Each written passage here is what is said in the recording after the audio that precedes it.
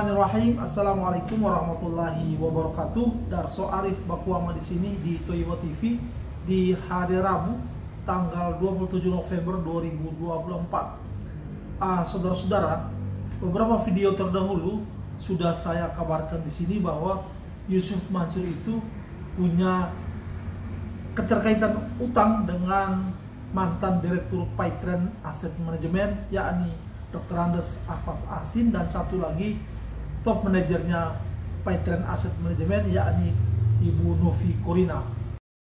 Masalah hutang Yusuf Mansur kepada kedua orang ini oleh Pak Afas dan Ibu Korina sudah membawa masalah ini ke Pengadilan Negeri Jakarta Pusat dalam perkara PKPU atau penundaan kewajiban pembayaran hutang. Perkara itu sudah mulai disidangkan, sudah 2 atau 3 kali proses sidang itu berjalan. Kita tentu bertanya, persoalan hutang apa yang dilakukan oleh Yusuf Mansur terhadap mantan pembesar Paitren Asset Management ini. Dari dokumen Pengadilan Jakarta Pusat, saya akhirnya mendapatkan salinan permohonan perkara ini yang diajukan oleh kuasa hukum dari Pak Afas Asin dan Ibu Korina, yakni Pak Teddy Hujoko. Dalam dokumen itu menyebutkan bahwa permohonan yang diajukan oleh Pak Afas Asin dan Korina ini ternyata di situ Yusuf Mansur tidak membayar gaji kedua top manajer Paitren Asset Management ini terhitung mulai bulan September 2019. Luar biasa ya Yusuf Mansur ini. Kenapa kemudian Afas Asin dan Korina, Novi Korina, membawa ini ke meja pengadilan? Karena Yusuf Mansur sendiri telah menyatakan bertanggung jawab untuk membayar hutang gaji kepada kedua orang ini. Yusuf Mansur sendiri, saudara-saudara, telah menandatangani perjanjian kesanggupan membayar hutang gaji kepada kedua orang ini 2 kali malah, yakni pada September 2021 dan pada Oktober 2022. Perjanjian pengakuan hutang Yusuf Mansur kepada Afas Asin dan Novi Korina itu pada bulan September 2021 itu karena Yusuf Mansur pada tahun sebelumnya, mulai dari September 2019 sampai dengan September 2021 itu kepada Afas Asin, Yusuf Mansur tidak membayar pertama gaji pokok dia, kemudian THR dia untuk tahun 2020 itu tidak dibayarkan oleh Yusuf Mansur, sehingga Yusuf Mansur membuat surat pengakuan utang pada tanggal 23 September itu. Jadi pada surat pengakuan utang pertama Yusuf Mansur itu harusnya membayar kepada Pak Afas Asin 2 miliar 20 juta. Sayang, setahun berikut Yusuf Mansur lagi-lagi tidak membayar gajinya Pak Afas Asin ini, sehingga memaksa dia untuk menandatangani surat perjanjian pengakuan hutang lagi pada tanggal 10 Oktober 2022. Kali ini perinciannya adalah PPh 2021 dan Agustus 2021 dan September 2021, kemudian tunggakan PPh tahun sebelumnya, gaji bulan Oktober 2021 sampai 2022, THR tahun 2022, sehingga jumlahnya menjadi 1.961.500.000 sekian. Begitu juga dengan Ibu Novi Korina. Yusuf Mansur membuat surat perjanjian pengakuan hutang itu 2 kali juga, sama dengan Pak Afas Asin. Dari dokumen ini juga ternyata menyebutkan bahwa bukan hanya kepada Afas Asin dan Novi Korina yang Yusuf Mansur itu tidak membayar gaji mereka, tapi masih ada lagi 6 orang lainnya yang dalam dokumen ini disebut sebagai kreditor lain yakni Pak Andi Asmoro Putro, Pak Ahmad Soekarno, cucu Siti Juansi, Irma Istiqomah, Putri Kus Brahmayanti, Silmi Fauzia. Nama-nama yang saya sebut ini 5 orang diantaranya juga Yusuf Mansur tidak membayar gaji mereka sejak tahun 2019 sampai tahun 2000 ya sampai sekarang. Salah satu di antara nama-nama 6 orang yang saya sebutkan itu malah Yusuf Mansur tidak membayar utang atas jasa konsultasi hukum di investasi.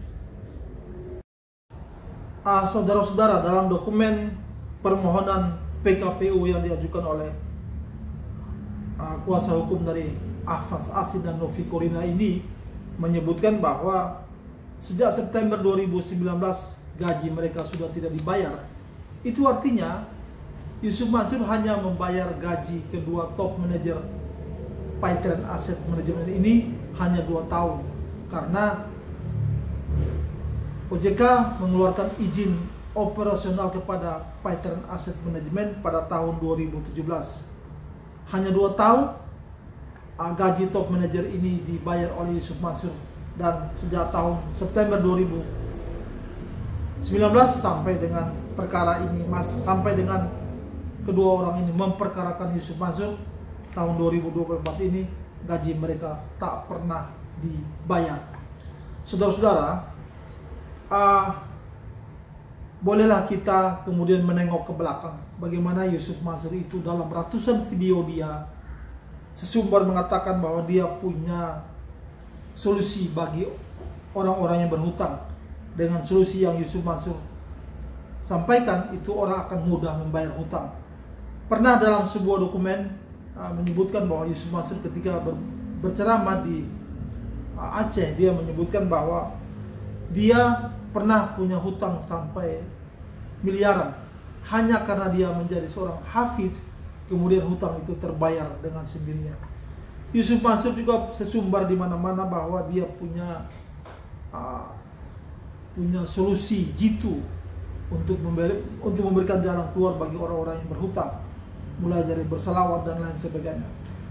Dengan peristiwa ini membuat sebuah kesimpulan bahwa sesungguhnya apa yang pernah disampaikan Yusuf Mansur, teori-teori dia untuk keluar dari permasalahan hutang piutang itu tak lain dan tak bukan adalah sebuah upaya untuk mencitrakan diri dia sebagai seorang motivator yang mencari uang dari ceramah menjual nilai-nilai agama Islam. Wallahu a'lam. Nah, saudara-saudara, saya mau katakan di sini bahwa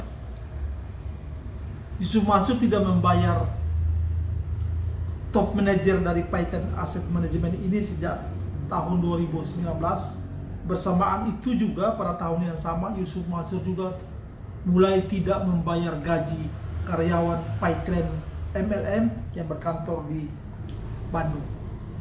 Ada 14 orang karyawan Paytrend kemudian menitipkan kuasanya kepada Zeni Mustafa. Kemudian Zeni Mustafa melakukan upaya hukum terhadap Paytrend dan Yusuf Mansur. Ada 14 orang karyawan ini yang belum dibayar gajinya dan kewajiban-kewajiban lainnya oleh Yusuf Mansur dan Paytrend itu sebesar 600 juta sekian. Setelah kasus ini diadukan ke Dinas Tenaga Kerja Kota Bandung yang akhirnya sampai ke pengadilan, Yusuf Mansur itu berjanji, Yusuf Mansur dan Paytrendnya berjanji akan membayar kewajiban mereka terhadap 14 karyawan itu dengan cara mencicilnya sebanyak 6 kali. Cicilan pertama harusnya dibayar pada bulan Februari 2023 dan sudah dibayar. Sayang sekali 5 cicilan kemudian Yusuf Mansur dan Paytrendnya tidak membayarnya sama sekali. Nah, saudara-saudara, saya mau katakan kepada sini ada beberapa orang yang punya tagihan kepada Yusuf Mansur yang pernah bertemu dengan saya. Mulai dari Pak Joko yang berada di Bintaro, kemudian ada Pak Haji Sulhan yang di Tangerang, ada juga Mas Anif, orang Pekalongan yang tinggal di Jakarta. Kemudian, Mas Anif ini bukan orang Pekalongan tapi orang Kebumen, pengusaha rumah makan Padang di Jakarta. Kemudian ada Pak AN yang punya tagihan terkait dengan pembangunan Masjid Al-Mansur di Kota Bandung. Kemudian ada beberapa orang lagi. Saya mau katakan di sini bahwa untuk direktur dan top manajer Pattern Asset Management, Yusuf Mansur itu 2 kali menandatangani surat perjanjian pengakuan hutang dan berjanji akan membayar hutang gajinya. Begitupun Yusuf Mansur tak pernah membayarnya sampai masalah ini sampai ke pengadilan. Apakah lagi terhadap bapak-bapak, saudara-saudara yang tadi saya sebutkan namanya itu, yang Yusuf Mansur sendiri tidak pernah menandatangani pengakuan pembayaran hutangnya. Bisa dipastikan bahwa hutang bapak-bapak, tagihan bapak-bapak kepada Yusuf Mansur itu tidak akan dibayar sama sekali jika bapak-bapak tidak punya keberanian untuk mengambil langkah ke ranah hukum. Saudara-saudara, yang saya dapatkan informasi bahwa jika permohonan PKPU-nya ini dikabulkan oleh Pengadilan Negeri Jakarta Pusat, maka bisa jadi Yusuf Mansur pada akhir dari perkara ini Yusuf Mansur akan dipilotkan. Kalau ini terjadi, maka kemungkinan besar aset-aset Yusuf Mansur akan disita untuk melunasi hutang dia kepada Ahfaz Asin, Novi Kurina, dan beberapa kreditur lainnya. Saudara-saudara, begitu juga bapak-bapak yang punya tagihan kepada Yusuf Mansur. Jika Anda tidak mengambil langkah hukum, berani melangkah ke pengadilan untuk memperkarakan Yusuf Mansur, baik itu secara perdata maupun secara PKPU, maka Yusuf Mansur tidak akan membayar hutang bapak-bapak, ibu-ibu. Kalau saja mau, sekali lagi, kalau saja mau melangkah ke meja pengadilan, sehingga pengadilan akan memaksa Yusuf Mansur untuk membayar hutangnya kepada bapak-bapak yang tadi saya sebutkan namanya. Dan jika Yusuf Mansur tidak membayar, maka bisa jadi dia akan dipilotkan. Begitu dia dipilotkan, maka harta-harta dia, aset-aset dia akan disita untuk membayar hutang kepada bapak-bapak, ibu-ibu. Apakah Yusuf Mansur masih punya aset untuk membayar hutang kepada bapak-bapak, ibu-ibu yang punya tagihan kepada Yusuf Mansur? Saya yakin sangat banyak sekali aset dia. Coba kita bayangkan, hari ini dari seratusan warung stick and shake yang berada di berbagai kota besar di Indonesia, Yusuf Mansur itu diprediksi punya penghasilan dari rumah makan warung stick and shake itu 1 bulan kurang lebih 10 miliar. Belum lagi aset-aset warung stick and shake-nya dan lahan tempat berdirinya. Diyakini bahwa warung stick and shake itu berdiri di atas lahan yang memang dimiliki secara pribadi oleh Yusuf Mansur. Betapa banyaknya aset yang dimiliki oleh Yusuf Mansur masih cukup jika dipilotkan oleh pengadilan, disita oleh pengadilan untuk membayar hutang dia kepada bapak-bapak, ibu-ibu yang punya tagihan. Kalau bapak-bapak dan ibu-ibu mau mengambil langkah berani untuk maju ke meja pengadilan, seperti apa yang telah dilakukan oleh Pak Ahfaz Asin dan Ibu Novi Kurina ini. Saudara-saudara, untuk lebih meyakinkan kepada kita semua, berikut ini video saya akan menayangkan salinan permohonan PKPU yang telah diajukan oleh kuasa hukum dari Ahfaz Asin dan Novi Kurina terhadap Jam'an Nurhoddin Mansur atau Yusuf Mansur. Mudah-mudahan video saya ini bermanfaat. Kemudian nanti pada akhirnya saya juga akan terus memantau jalannya perkara ini di Pengadilan Negeri Jakarta Pusat dan akan melaporkan kepada saudara-saudara para pemerhati Thoibah TV di channel ini. Semoga video saya ini bermanfaat. Billahi taufiq wal hidayah. Wassalamualaikum warahmatullahi wabarakatuh.